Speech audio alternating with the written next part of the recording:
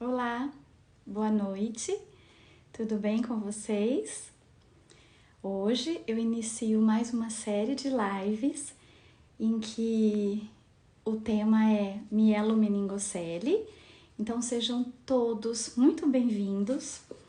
Vocês já sabem que falar sobre mielomeningocele, além da parte terapêutica, eu tenho um valor afetivo grande por esse tema. E hoje a convidada é muito especial. É a Lilian Hobby. Ela é uma terapeuta ocupacional com muita experiência e tenho certeza que vocês terão o maior prazer em ouvir tudo que ela vai falar, que vai conversar com a gente. Vai ser um bate-papo muito gostoso. A Lilian acho que já entrou e eu já vou chamá-la.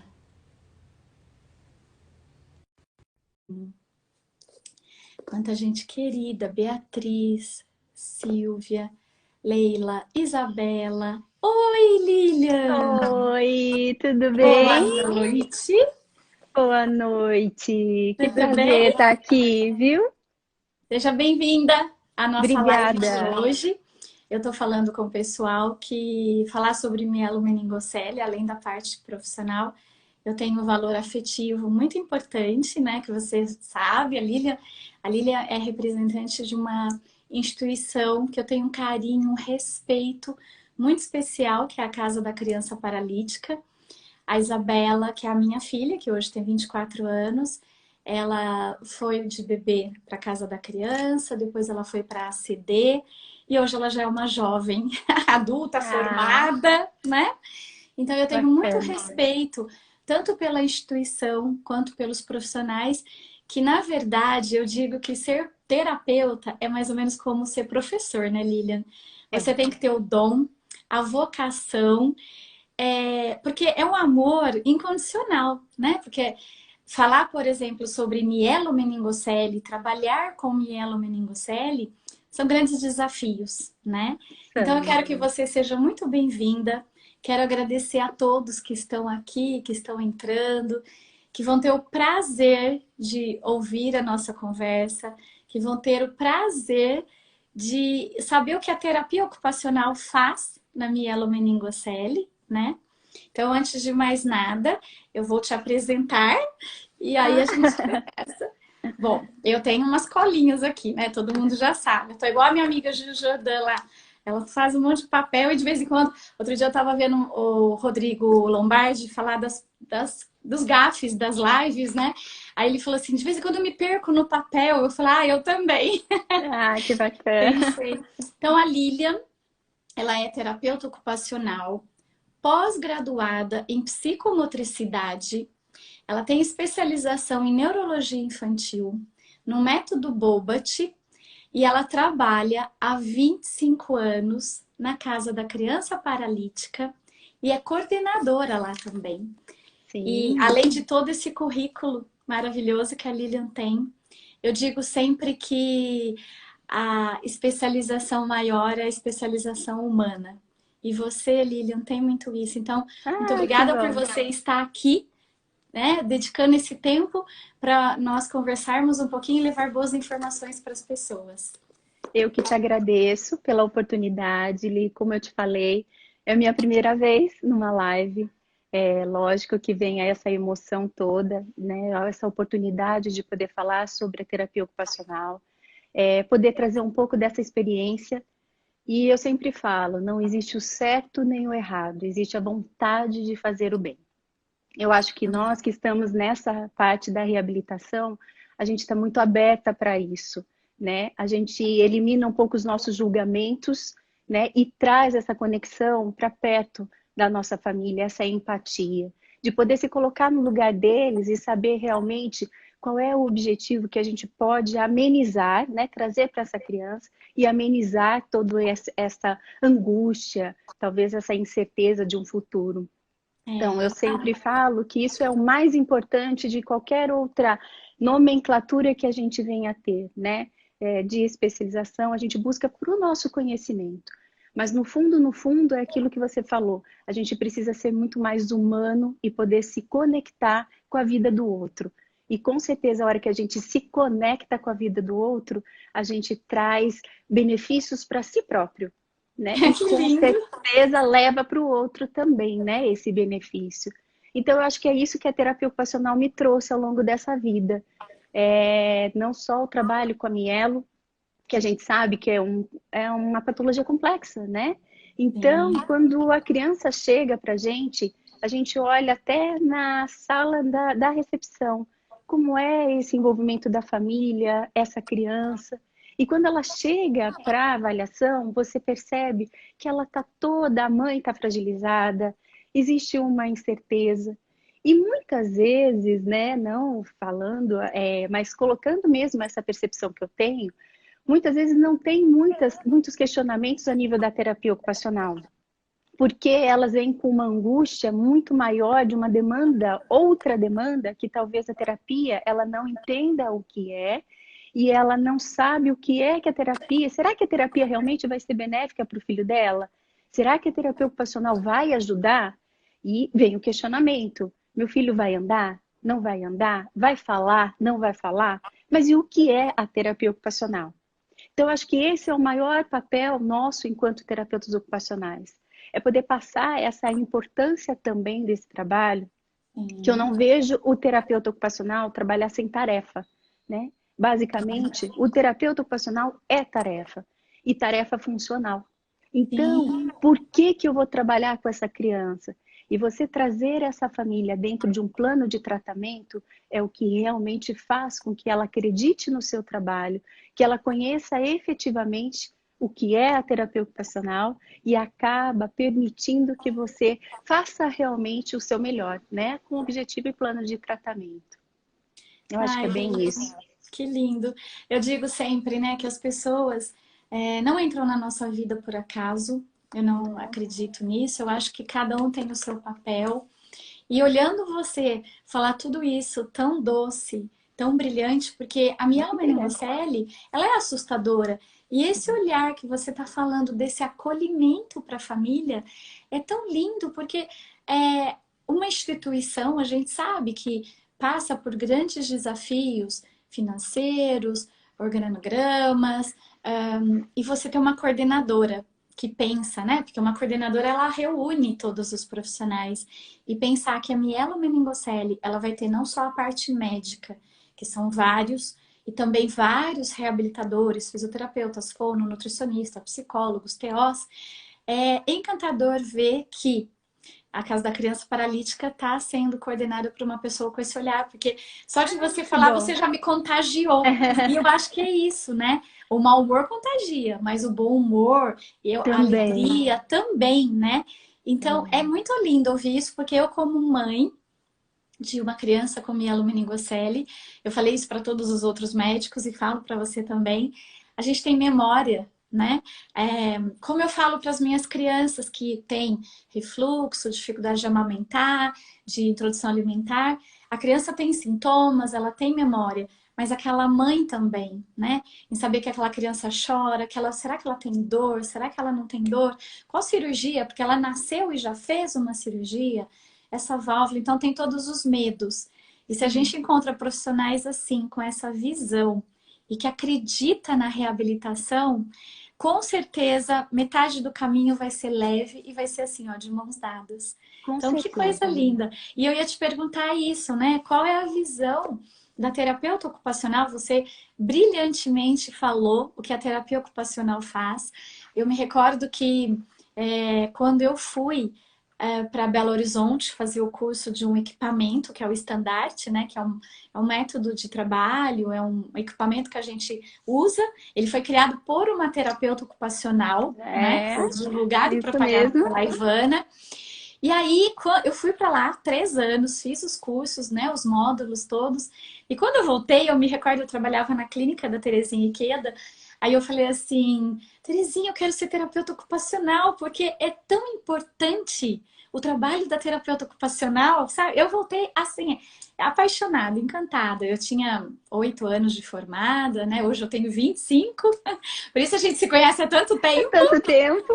né? A gente se conhece, se respeita, se admira.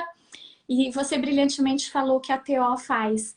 Até porque, por exemplo, existe na terapia, assim, às vezes a fono e a TO usam o mesmo brinquedo, porém Sim, com objetivos diferentes, né? totalmente diferentes. E aí eu ia pedir para você falar um pouquinho assim da mielo, né, que é o nosso tema. Como que a terapia ocupacional vê assim as necessidades do trabalho da TO, né, com a criança com mielo, para depois a gente entrar, né, o que que avalia na criança, em que época que pode iniciar o tratamento com a TO, né? Ah, então vamos falar de um todo já. Na Sim. verdade, Li, eu acredito muito assim, quanto mais cedo a criança chegar aos nossos serviços, melhor.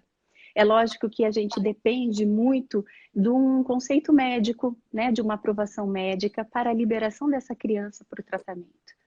E quando essa criança chega, principalmente esse bebê chega, o mais importante é a gente poder adequar essa fase do desenvolvimento em que ela está. Então, o terapeuta ocupacional tem que ter em mente, não só o TO, mas todos os profissionais, né, ligados à reabilitação, tem que ter em consciência o entendimento do desenvolvimento motor global, né? Em que fase essa criança está, porque a gente precisa de um parâmetro, a gente precisa de uma base para poder chegar a um parâmetro da normalidade. A gente sabe que essa criança ela já chega fragilizada. Muitas vezes os pais chegam com muitos receios do que pode e não pode ser feito para essa criança. E a gente escuta muito isso nos primeiros dias, né? Ah, mas ela vai de bruço, vai ficar de bruço? Ela não gosta, ela chora. Então Sim. existe muito medo em relação a isso. Mas a gente tem que ser o motivador dessa terapia. A gente tem que mostrar que nem sempre a gente fazer o que a criança vai se sentir bem, quietinha, é o melhor. A gente precisa explorar o potencial dessa criança, né? Então eu sempre falo, principalmente o bebê, quando você se coloca no lugar, como eu falei, né, dessa conexão, você se coloca no lugar de um bebê e sabendo perfeitamente como é esse desenvolvimento motor. Então, uma criança normal, ela tem todos os seus, tem toda a sua consciência, né, do que faz parte do seu corpo. Na verdade, ela vai começar a explorar. E a criança que não tem isso, né? Então, por exemplo, essa lesão de membros inferiores. Como que ela entende esse corpo? Qual é a imagem corporal que ela faz? Então, Sim. primeira coisa que eu faço, Li, eu acho que com esse bebê, é poder explorar esse corpo. Poder ele ajudar essa criança a explorar esse corpo, ter o reconhecimento desse corpo. Ela não sentir os membros dela inferior, como que isso afeta e acarreta no desenvolvimento dela depois. Sim. Então, quanto mais eu colaborar para que ela tenha essa consciência corporal, essa noção do espaço corporal dela, eu vou facilitar alguns aspectos futuros dentro da terapia. Então, eu sempre exploro muito essa questão de mexer muito com a criança, de virar, de colocar o brinquedo, de tocar mesmo, com que ela toque suas pernas, com que eu cole fitas adesivas. Então, o terapeuta ocupacional é muito criativo, né? Ele coloca muitas Sim. coisas, né? E eu acho que é isso que é o gostoso da terapia ocupacional, você É. criar muitas coisas. Então, você vai imaginando você naquela situação e você cria para essa criança várias outras oportunidades. Muitas vezes ela pode falar, ou a mãe passa, alguém vê e fala, nossa, ela deve ser maluca, mas é uma forma que eu estou fazendo com que ela vivencie outras maneiras. E você Então, aquilo. falou uma coisa tão interessante que é assim, o bebê, né? A gente acha que o bebê não sabe nada, mas quanta coisa ele já sabe e ele ainda tem para descobrir. E Isso você está mesmo. falando da TO, primeiro, nessa coisa do esquema corporal, você falou do desenvolvimento, foi tão importante porque a criança sustenta a cabeça, pescocinho, tronco, aí começa a engatinhar, andar. E na criança que tem uma mielo, a gente tem que pensar nessa normalidade para ver o que falta e estimular. E eu me recordo da Isabela bebê, na terapeuta ocupacional, porque a Isabela fez desde 3 meses, bebezinha, ela tinha um espelhinho redondinho E o espelhinho era redondinho, tinha uns desenhos assim. E foi tão interessante que a Isabela pegava o espelhinho, ela não tinha nem o controle assim do troco, mas ela queria tanto se ver, porque ela sempre se achou linda, né? E ela Aham. ficava, e a TO incentivava a vaidade, a TO dela, a Silvana, também era muito vaidosa. E aí, tanto que eu falei, Silvana, um dia que você for jogar fora esse espelhinho, porque ele vai ficar velho, né? A Isabela já tem 24 anos. Eu falei, me dá. A Liliane, mas eu vou te dar um brinquedo velho, né? Mas aquele espelhinho tinha uma memória de saudade da Isabela tentando se firmar para ela poder ver o espelho. Então, assim, isso a gente descobriu com a terapeuta ocupacional, né? A É. importância do se olhar, de se reconhecer, né? E eu acho isso primordial dentro desse papel. Porque imagina a gente, né? Hoje, vamos parar para pensar na gente. Se a gente não sentisse os nossos membros inferiores, como que a Sim, gente faria essa leitura, né? É lógico que a gente já vivenciou isso, mas imagina uma criança que nasceu dessa forma. E a sim. gente acompanhando todo esse processo, como é que a gente pode trazer isso para a conscientização corporal dela, para esse esquema corporal? Eu acho que esse é o primeiro passo em relação ao bebê, né? E eu acho que quando a gente começa a falar da terapia ocupacional, muito se fala de membros superiores. Sim. Mas se eu não posicionar bem essa criança, ela não vai estar liberada para mexer os membros superiores. Sim. Então, muitas vezes a gente vê e fala, vamos explorar a criança no chão. Aí você vê que a criança que tem uma lesão alta, ela joga o corpo para frente, ela tem todo um apoio desse membro superior, é um desgaste, é uma manobra intensa dentro desse membro superior. Então, quando ela vai para uma atividade de motora fina, ela está desgastada. Ela não consegue, ela não tem uma apreensão adequada, uma coordenação motora fina que vá responder. Então, quanto mais a gente puder aliviar toda essa demanda de informações, principalmente postural, a gente facilita todo esse trabalho da terapia ocupacional. Por É, isso que é você... importante multidisciplinar, né? O trabalho da TO com a físio, com a fono, com a pedagogia, com a psicologia também, serviço social, eu acho que tudo isso englobado, a gente faz uma terapia diferenciada, né? E eu penso sempre, né, Lilian, que assim, o profissional, ele tem toda a sabedoria, a formação, o conhecimento. A gente, quando é pai, a gente esquece muitas vezes, a gente não sabe isso. E cabe ao É, profissional, ao terapeuta, dar essa informação, né? Eu digo com sempre que certeza. informação é prevenção.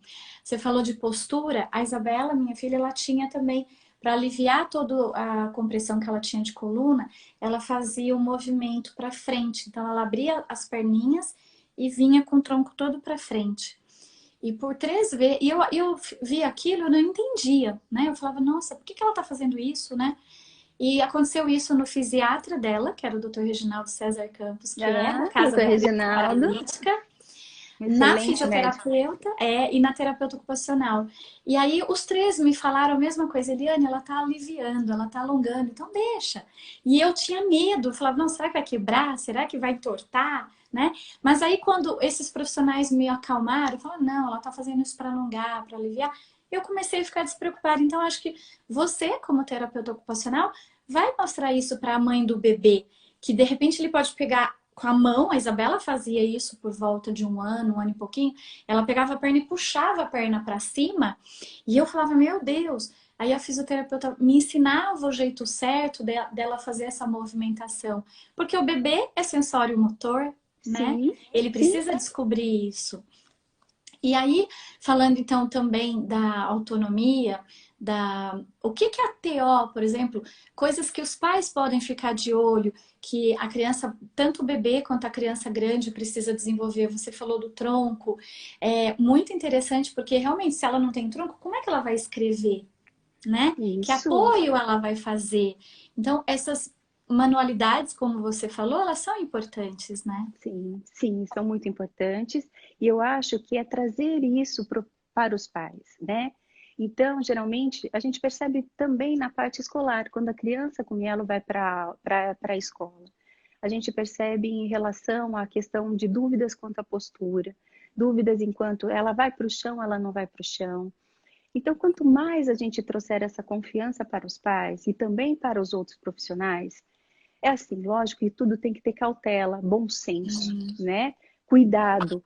E a gente tem todo um preparo para poder passar essas orientações para esses profissionais e também para os pais. A criança ela precisa vivenciar.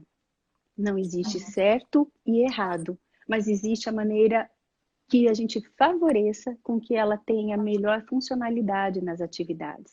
Então, ela pode ir para o chão, ela pode ir para o chão, ela pode brincar, ela pode brincar. Mas vamos tomar alguns cuidados, porque a criança realmente, quando ela começa a se arrastar, então se a gente não tomar um cuidado com a roupa que ela está usando, ela vai se arranhar, não vai sentir.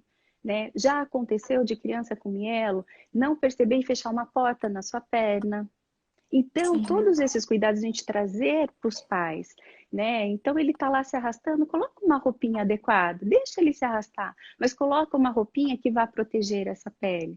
Ele vai para a escola, vamos também passar essas orientações de uma melhor postura, de como que ela vai brincar com outras crianças, dos amiguinhos também poder estar perto, de poder socializar com essa criança, quais são os cuidados e a gente poder passar isso, né? Com Lívia, tranquilidade. eu tô pensando aqui, né, no desenvolvimento, então eu tô pensando no bebê, puxando um pouquinho para minha área, né? Aham. A hora que a criança começa a comer, né? Muitas vezes eu sei que o terapeuta ocupacional ele faz adaptação na colher, engrossa, né, o cabo da colher, porque a criança até 2 anos, que a gente espera que tenha uma autonomia maior, a gente sabe muito bem que a criança com mielo vai ter um atraso. Né? Sim, Possivelmente ela não vai estar com tanta autonomia, nem desempenhando tão bem ainda, escovar os dentes, comer sozinha, né? E a terapeuta ocupacional, eu acho que o papel dela, junto com a físio, é tão fundamental, porque a gente está falando de uma estrutura corporal, de habilidades, de autonomia e do dia a dia, né? Porque sim, os pais, a gente quer que os filhos sejam os mais independentes possíveis, né? possíveis. Então, na hora de comer, a criança que tem um prato, que tem um suporte com antiderrapante, todas essas coisas eu fui aprendendo com a terapeuta ocupacional. E eu acho isso lindo, porque muitas vezes a mãe quer aquela colher, mas a criança ainda não está pronta para aquela colher.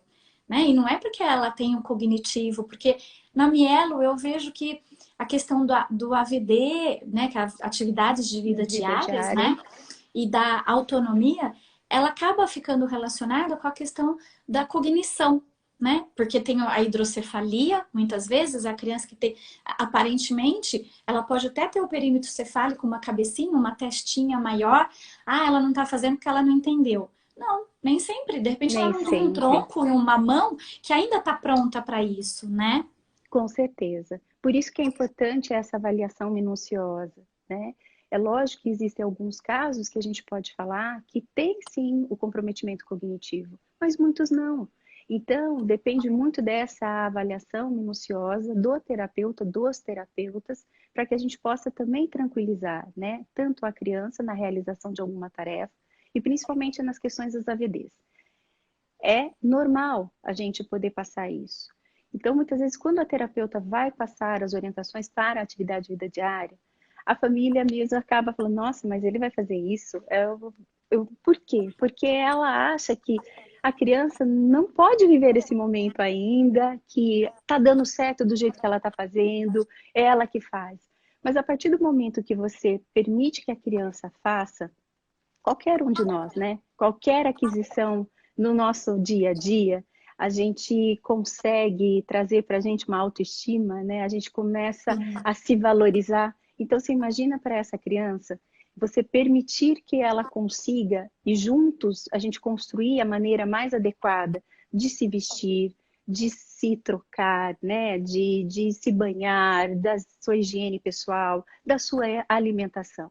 Quando você passa essa segurança e mostra que ela é capaz disso e ela consegue realizar, ela automaticamente começa a fazer isso dentro da vida dela. Isso leva para um desenvolvimento pessoal. Então ela começa a fazer isso dentro da casa. Então muitas vezes a gente escuta a mãe falando: "Nossa, ele não fazia isso. Eu não É, sabia que ele fazia". Então a gente precisa permitir. E lógico que são muitos poucos os casos, até Eliane, assim, das minhas experiências, que necessitaram de adaptação. mas Tá. necessitaram, por exemplo, de algumas adaptações para o banho. Então, ela precisava que a gente, tendo uma análise tanto da residência da criança, então, facilitar aonde que ela toma o banho, como ela toma o banho. Então, a gente poder sugerir algumas adaptações, alguma cadeirinha que facilite. Descer os shampoos, o sabonete, Verdade. colocar numa altura acessível. Então, você acaba permitindo com que ela tenha acesso a essas condições de higiene.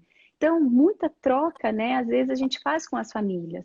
E antes ela fala assim: ah, mas eu não tomo banho. Por que você não toma banho sozinha? Ah, mas o shampoo fica lá em cima. Ah, o sabonete não fica próximo. A mesma coisa, o escovar os dentes, o pentear o Lilian, cabelo. e isso que você está falando é tão lindo, porque às vezes é tão automático, né? Numa casa, você pega o armário, você põe as roupas para cima, põe os sapatos para baixo, e se você pensar que muitas vezes a criança, como ela tem menos sapatos do que outras Uhum. crianças, né? Porque tem o uso da órtese e tal.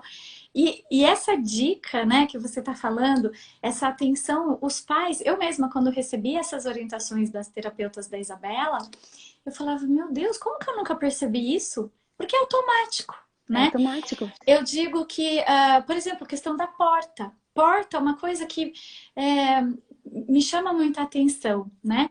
As pessoas às vezes falam assim, ah, você acha que aqui passa uma cadeira de rodas? Eu bato o olho e falo, não, não passa. Como? Você nem mediu? Mas por quê? Porque hoje eu já tenho isso mais apurado, né? Mas normalmente a gente, quando não precisa, quando a gente não sente na pele, quando a gente não sabe e não vivencia, isso que você falou é tão lindo anteriormente, de vivenciar.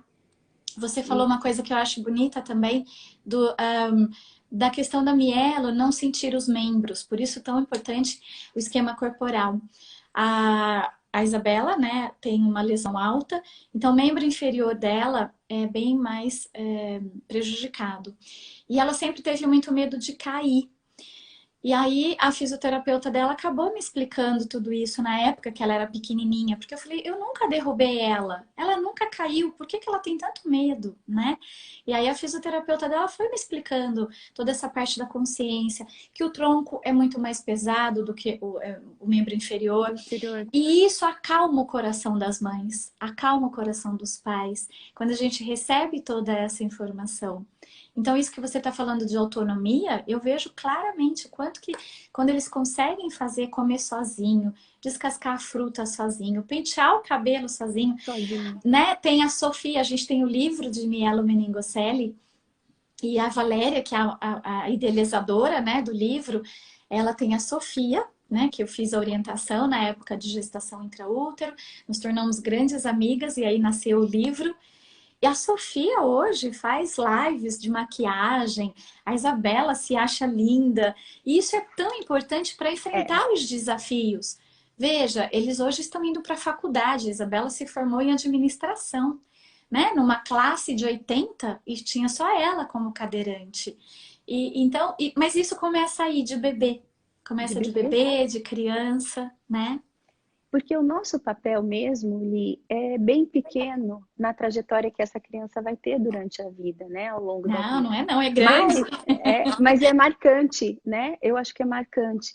Porque se a família não acreditar no nosso trabalho, ele não acontece. Sim, Então, eu preciso estar conectada sempre com a família. A família é o principal meio para que a gente consiga com que essa criança vá além do que a gente espera. Então, muitas vezes a gente fala, né, a terapia é para quem, né? sim. Então, a terapia é para os dois.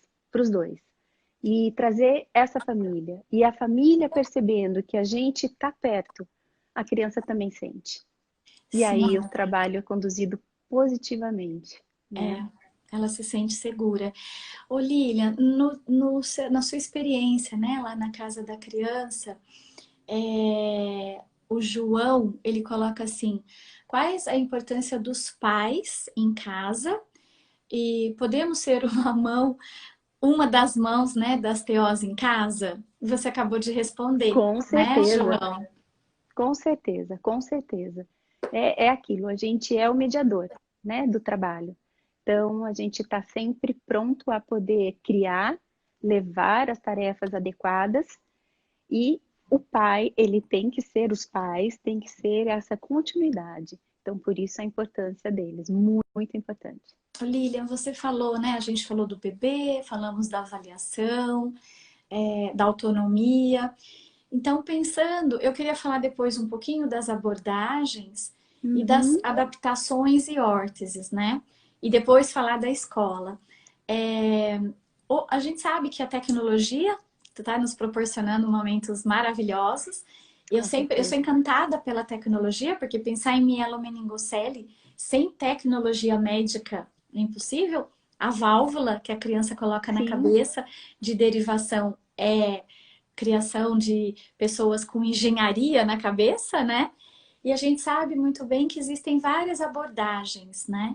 Eu mesma sou formada no Bobat, fiz a integração sensorial, né? A gente tem também. que estudar, né? A gente tem que se Sim. especializar. Hoje, assim, lá na casa da criança, que abordagens vocês utilizam, acham interessante? Ou alguma que você acha que é relevante para comentar? Eu acredito que é uma soma de abordagens, tá? Bom, terapeutas todas, né, gostam de misturar, porque a gente vai vendo o que fica mais fácil para o seu trabalho. Então, por eu ter Bobat também, eu acredito muito na questão biomecânica, a importância da biomecânica, né? Então, essa criança alinhada, o quanto isso faz bem, o quanto a gente pode proporcionar muitas coisas. A integração sensorial, por exemplo, como eu falei para você no início, essa criança que ela não tem muita percepção corporal. A gente tem dentro da integração sensorial meios onde, por exemplo, tem um tecido que parece lycra e que imita mesmo a criança dentro do útero da mãe. A gente pendura essa criança e coloca ela dentro dessa lycra e a gente manipula. Então, quer dizer, a gente usa recursos da integração sensorial, a gente usa recursos da psicomotricidade, a gente usa recursos do Bobat. Então, a gente vai trazendo, né, para que a gente consiga trazer algo diferenciado para as terapias. Não Sim, tem hoje algo que fale esse é específico para mielomeningocele. Então, sim. mesmo com a questão de avaliação, a gente tem PED. Então, a gente utiliza muito o PED. Mas e no bebê? Como que a gente faz, né? Então, que forma como a gente pode abordar? Então, a gente tem usado o Bailey. Então, é uma avaliação multidisciplinar. Não é só a terapia ocupacional que avalia, mas tem a psicóloga que avalia junto, o fisioterapeuta, a pedagoga, A fono. a fono, né? Então, o pessoal que avalia junto e para a gente fazer um plano de tratamento dentro do Bailey. Então, eu acho que existem outras, né, metodologias que a gente acaba trazendo e Sim. que a gente faz com que beneficie a mielomeningocele também, Até né? porque, né, Lilian, tem muito aquela coisa da individualização. Tem. Mesmo que você tenha 10 crianças com mielo, cada uma tem uma história, cada um teve alguma intercorrência hospitalar, cirúrgica, de desenvolvimento, cada uma tem estímulos diferentes da própria Sim. família. Os métodos, eles servem para a gente usá-los como ferramentas, né? A gente tem descoberto cada vez mais o quanto que a gente é sensorial, o quanto a gente é emocional. E muitas vezes, eu falo por mim, eu programo uma terapia, eu vou fazer isso, isso, isso. A criança chega com uma outra demanda, com uma outra necessidade. É muito comum, muito, principalmente nos bebês, as mães chegarem e ao invés de eu ir direto na criança, eu vou direto na mãe. Às vezes eu faço uma Uhum. sessão só com a mãe, com a bebê ali, porque lógico, ela veio para a sessão, mas que eu vi naquele momento quem precisava era a mãe. E às vezes as pessoas falam, qual o seu método? Eu gosto muito disso que você falou, né? A gente conhece, a gente estuda, se especializa, mas dá para usar um pouco de cada De cada. técnica, né? E de forma que essa criança que está ali na nossa frente vai se beneficiar, Com né? certeza, com certeza. Por isso que a Ah, gente não pode se fechar, né, aos conhecimentos, sim. né? E é isso que você falou, cada criança tem a sua especificidade. E aí você tem que ter toda a bagagem teórica também para poder Também. levar o que é melhor naquele momento. É muito necessário, porque eu digo, se você não tiver a bagagem teórica, como é que você vai desenvolver aquilo na criança? Se você não sabe o que é o normal, se você não sabe o que é esperado, ou se você não sabe. Porque sempre tem aquela coisa, né, Lilian? Ah, mas eu conheci uma Mielo que era assim. Ah, mas eu conheci a filha da minha vizinha. Ou, ah, eu li um artigo no Google. Tá, mas aquela criança, filha da vizinha, o artigo a criança que está na nossa frente, não é o filho dessa pessoa, né? Isso é Sim. muito importante, vai nos nortear, mas essa humanização, individualização é tão importante, né? Sim, e a gente tem que deixar muito claro isso, né? Porque a gente sabe que a família sempre vai buscar o melhor para a criança. E Sim, muitas vezes, se deu certo para você, você quer passar para outras pessoas, mas às vezes o que deu certo para você não vai dar certo para essa criança, né? sim. Como bula de remédio, né? Então todo mundo fala que é bom alguma coisa, mas talvez para aquela criança não seja tão bom. E você sabe que isso é tão interessante, porque quando eu fui na casa da criança paralítica, a Isabela era bem bebê, e me falaram muito do Dr. Reginaldo, né? E realmente ele é um médico maravilhoso, né? Eu digo Ele que a é. gente foi muito abençoada e isso faz diferença. Você cair na mão de profissionais que acreditam na reabilitação e que tem esse olhar, né? E eu tive na casa da criança a mesma impressão quando eu fui para a CD. Eu olhava e falava, nossa, mas tem um que anda, um que não anda, um tá na cadeira, outro tá de muletinha, mas é mielo tudo isso? Eu não tô entendendo. E É, aí isso foi interessante de saber que existe dentro dessa patologia tão complexa essa diversidade, né? sim. Por isso o terapeuta, na hora que é introduzido as órteses, né, as adaptações, é tão necessário o terapeuta ocupacional, o fisioterapeuta, esclarecer a necessidade dessa órtese, né? Isso mesmo, isso mesmo. Até porque, para que a gente não tenha erros, né? Até para que a família não cometa erros também. Porque eu sei que eles sempre vão buscar o melhor. E às vezes nesse melhor talvez não seja o melhor naquele momento. Você sabe, Lilian, que eu tenho uma frase que eu gosto muito que é assim: você tirar a pessoa da zona de conforto, se ela tem inteligência, ela vai reclamar. Porque a Vai. zona de conforto, o próprio nome fala, ai, tô tão confortável aqui, por que que eu vou ter que Tá sair dessa muito bom. cadeira? Não é? E a É gente isso sabe mesmo. que a criança com mielo, a gente precisa desenvolver toda essa musculatura, toda essa postura. E uma vez uma fisioterapeuta falou para mim, Eliane, alongamento que não dói não é alongamento, né? E eu sempre penso, então, bruços, você falou, é uma postura que a Isabela reclamava muito, e eu sei que outras crianças reclamam, porque a gente está Muito. tirando da zona de conforto, né? Mas é tão importante e trabalhar com essa coisa do choro, lidar com o choro, porque o pequenininho ele vai chorar porque ele é um bebê e a comunicação do bebê é o choro. Mas se ele começa a entender que aquele choro ele tá manipulando, Melando. ele consegue, ele vai chegar com 4, 5 anos também fazendo chorinho, né?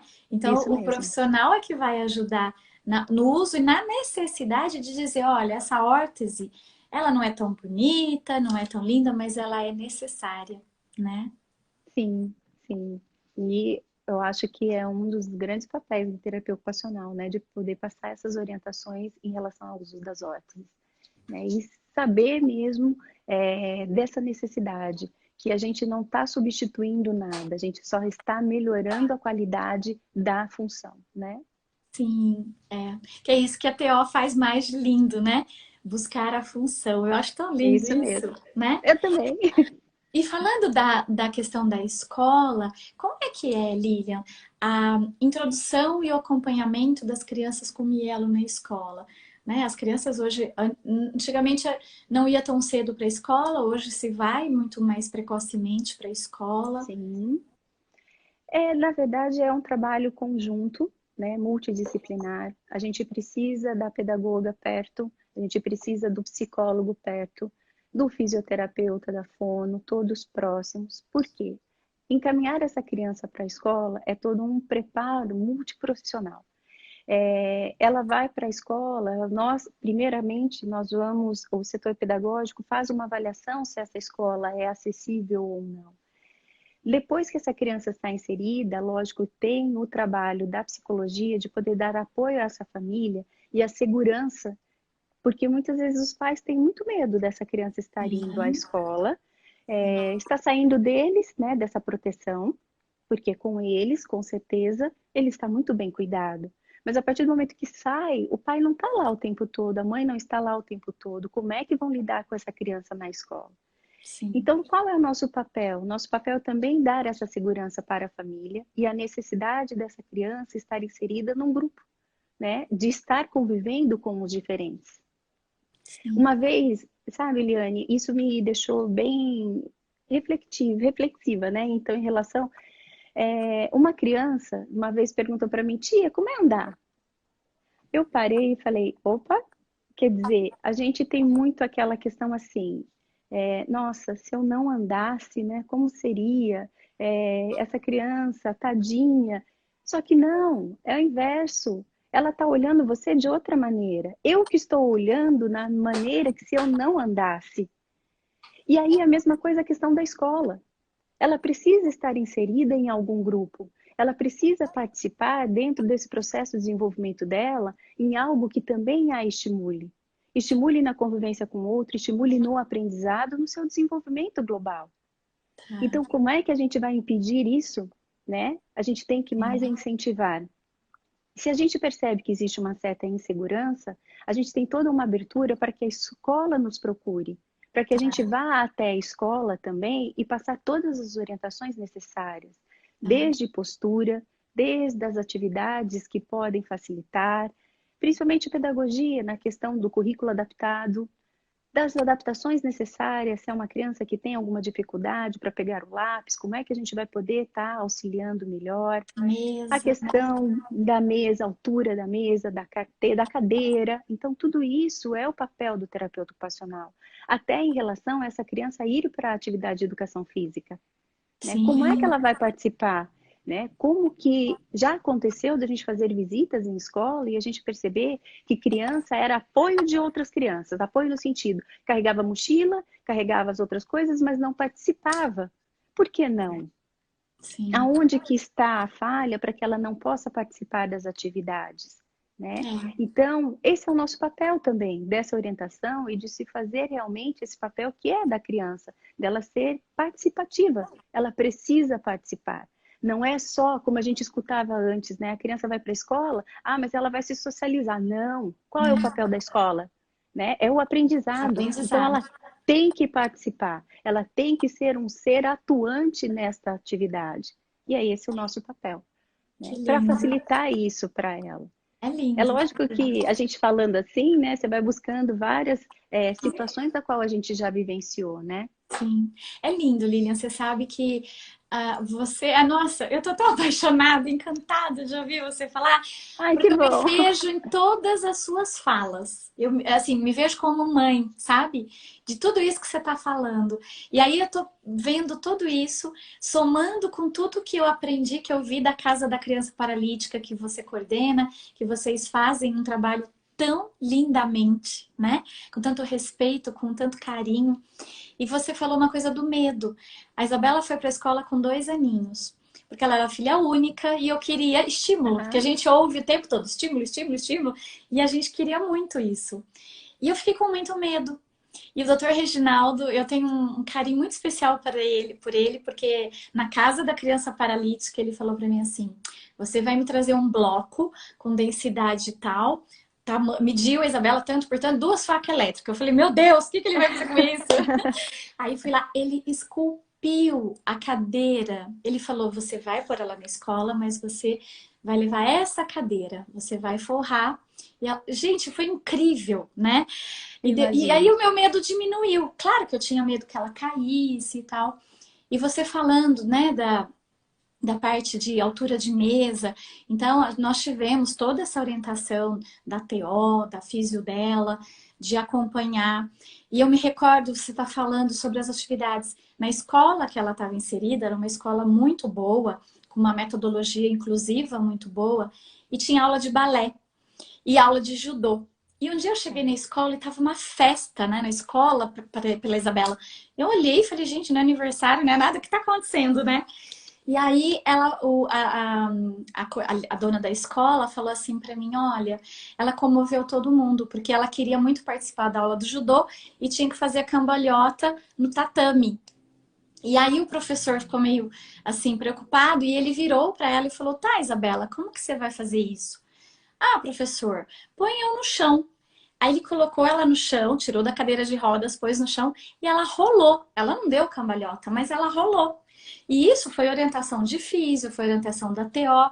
Então, assim, é brilhante. Então, quando eu vejo, eu fico emocionada, sabe? Eu De ouvir também. você, porque eu imagino que as crianças que frequentam a casa da criança, as crianças que são atendidas por você, elas recebem todo esse suporte. Tudo bem, não foi cambalhota, mas ela rolou e todas as Rolou. crianças vibraram com ela, sabe? Então é muito rico isso que você está falando. E eu acho que é esse o nosso objetivo, né? A gente permitir que ela vivencie isso, né? Permitir que aconteça, não importa de que forma, mas que ela realmente participe disso. E ela é o principal motivo dos nossos ensinamentos, das nossas terapias, do nosso plano de tratamento, né? Então, engloba ela como um ser todo, como um ser todo. É, e essa coisa da instituição, que até o doutor Alexandre Lourenço falou ontem, o doutor Márcio Miranda também falou, que a instituição ela tem um papel importante nesse sentido de colocar todo mundo no mesmo local para o melhor desempenho dessa criança. Claro que não impede que, por exemplo, eu que estou num consultório, que de repente pode estar separado da FIS ou da TO, eu tenho como conversar com essa TO, com essa físio, e a gente fazer um plano terapêutico. Mas pensando como instituição, né? Como as universidades têm, como a ACD tem, como a Casa da Criança Paralítica tem, é muito enriquecedor, né? Eu acho até Sim. assim, o grupo de mães, as palestras e aulas que vocês ofertam, né? Então isso é muito importante, porque se eu não tivesse tido toda essa informação, talvez eu não teria feito o que você falou de tão lindo, que é dar oportunidade. Da oportunidade.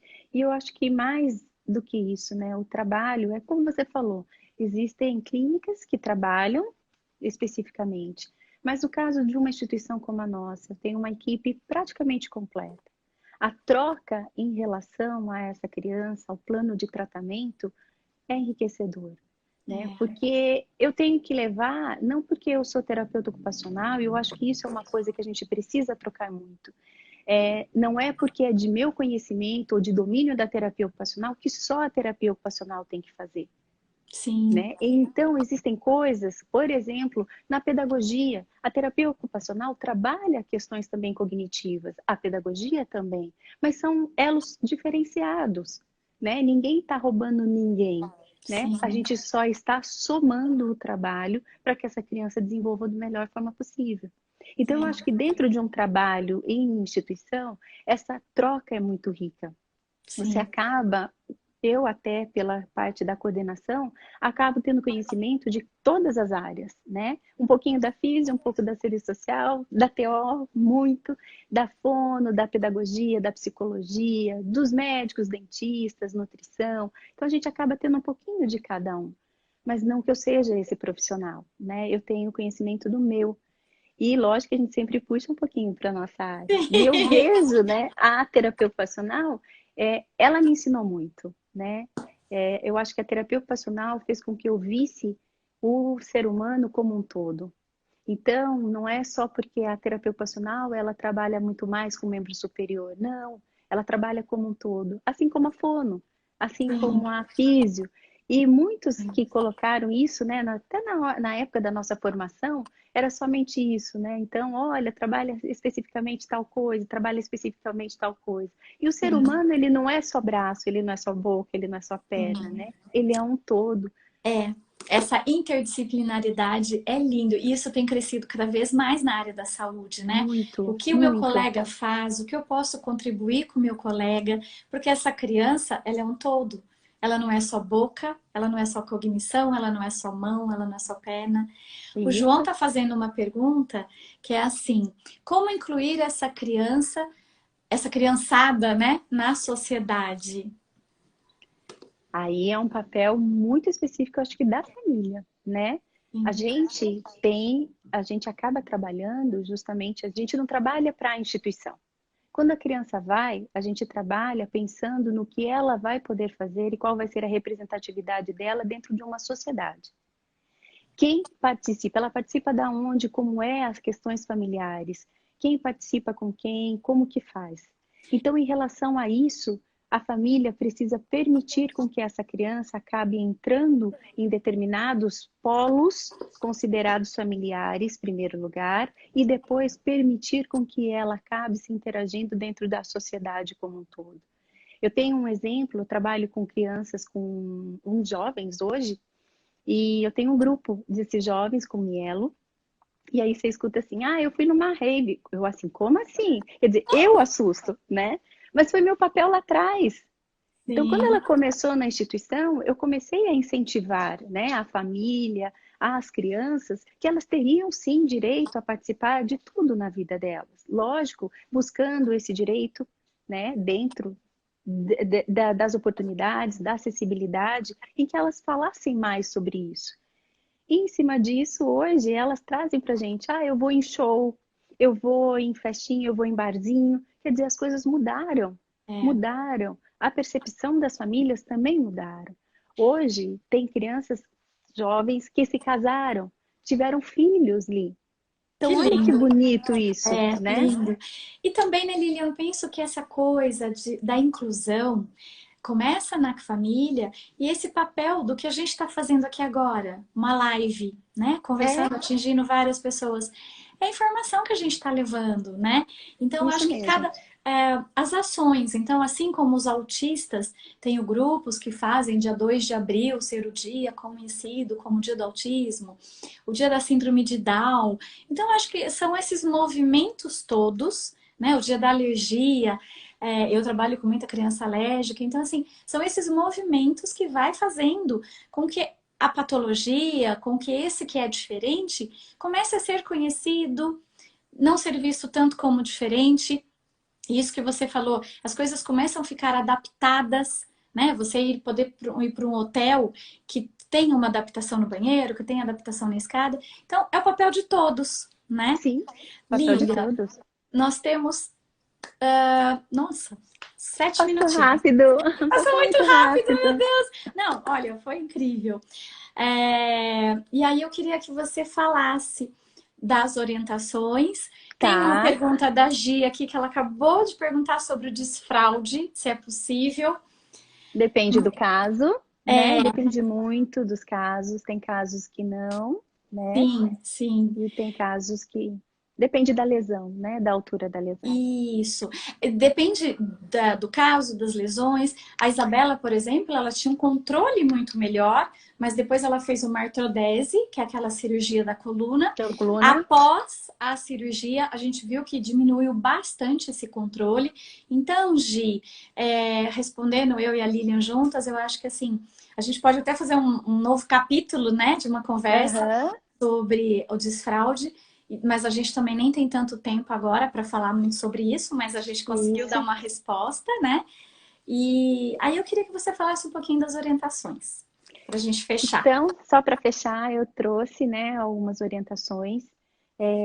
Eu levo isso em consideração já há muito tempo e eu achei interessante fazer o fechamento com isso. Então, eu até trouxe a minha colinha para poder falar para vocês, mas é voltado para os pais, mas eu penso muito nós como profissionais também, né? Eu acho que vale a pena a gente ter esse olhar diferenciado. Então, viva um dia de cada vez e viva-o positivamente. Você não tem controle sobre o futuro, mas você tem controle sobre o hoje. Nunca subestime o potencial do seu filho ou do seu paciente. Permita-o, incentive-o, espere que ele desenvolva o melhor de suas habilidades. Descubra e permita que pessoas deem exemplos positivos. Pais e profissionais podem compartilhar com vocês a experiência deles, conselhos e apoio. De coisas negativas a gente já está cansada, né? Eu acho que veio desde o nascimento da criança, toda uma expectativa, então vamos pensar mais no positivo. Forneça e esteja envolvido com os ambientes próprios para a educação e aprendizagem do seu filho desde a infância. Tenha em mente os sentimentos e as necessidades do seu marido ou da sua mulher e de seus outros filhos. Lembre-os de que esta criança não tem mais do seu amor só porque ocupa mais do seu tempo. Responda apenas perante a sua consciência. então você vai ser capaz de responder ao seu filho. Você não precisa justificar suas ações para seus filhos ou para a sociedade. Seja honesto com seus sentimentos. Você não pode ser uma supermãe ou um superpai 24 horas por dia. Permita-se ter ciúme, raiva, piedade, frustração, depressão, em pequenas quantidades sempre que necessário. Seja gentil com você mesmo. Não se concentre o tempo todo no que precisa ser feito. Lembre-se de olhar para o que você conseguiu fazer. Pare e cheire as rosas. Tire proveito do fato de que você ganhou uma oportunidade especial de apreciar os pequenos milagres da vida que talvez outros nem percebam.